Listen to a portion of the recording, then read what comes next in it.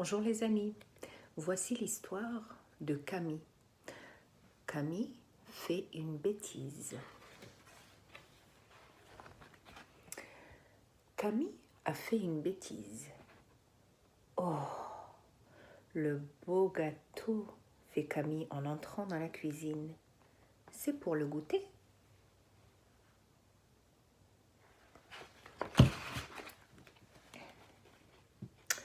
Non, ma chérie, il est pour ce soir. Maman a invité des collègues, alors j'ai fait un beau gâteau. Il est tellement beau qu'on dirait un gâteau de pâtissier. Camille regarde le dessert avec gourmandise. Je n'ai qu'à manger ma part maintenant. Il n'en est pas question, s'exclame papa. Je t'en garderai un morceau et tu le mangeras demain. Allez, viens, on va jardiner un peu. Et après le dîner, tu pourras regarder la cassette que Martin t'a prêtée. Super chic alors, s'écrie Camille, toute heureuse en faisant sauter Nounours en l'air. Un peu plus tard, Camille, qui a soif, revient dans la cuisine. Elle ouvre le frigo pour prendre de l'eau fraîche et là, devant elle, trônant entre les radis et le beurre, elle voit le gâteau, le beau gâteau de papa.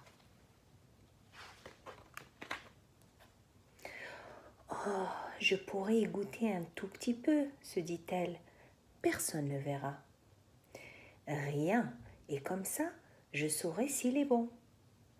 Tout doucement, Camille effleure le gâteau de son doigt. Il est drôlement bon ce gâteau. En suçant son doigt couvert de crème. Je vais y goûter encore un tout petit peu. Mais là, au lieu d'effreuler le gâteau, Camille enfonce son doigt dans la crème.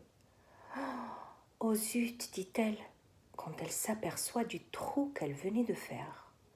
Je vais vite le réparer. Papa ne verra rien du tout. Mais, au fur et à mesure qu'elle passe son doigt sur le gâteau pour essayer de réparer sa bêtise, le trou se fait de plus en plus visible.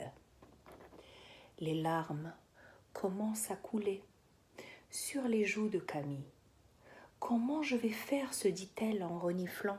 « Comment je vais faire ?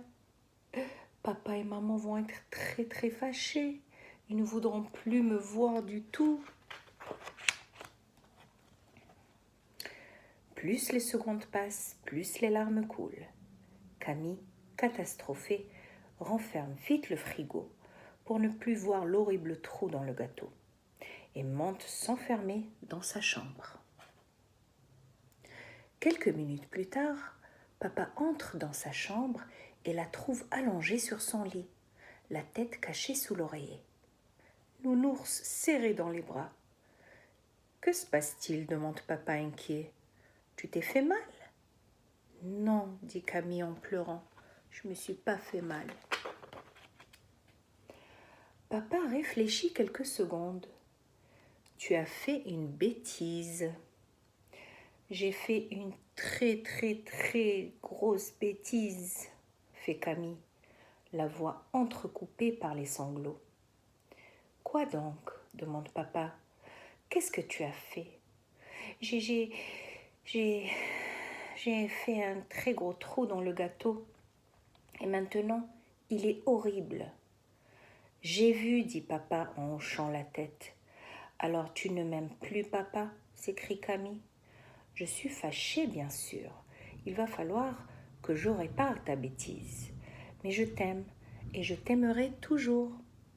Quoi que tu fasses, tu es toujours mon amour adoré. » « Ah bon ?» Camille rassurée. « Mais tu es fâchée. »« Oui, je ne suis pas content. Je sais comment réparer ta bêtise, mais tu savais qu'il ne fallait pas y toucher, et tu l'as quand même fait, et ça, ce n'est pas bien. »« Je ne le referai plus, » fait Camille en baissant le nez. Je te le promets, papa. Je te crois, répond papa en l'embrassant. Mais maintenant, tu te mets vite en pyjama, tu dînes et au lit. Pas question de regarder la cassette de Martin. Oui, dit Camille, ok, en acceptant sa punition.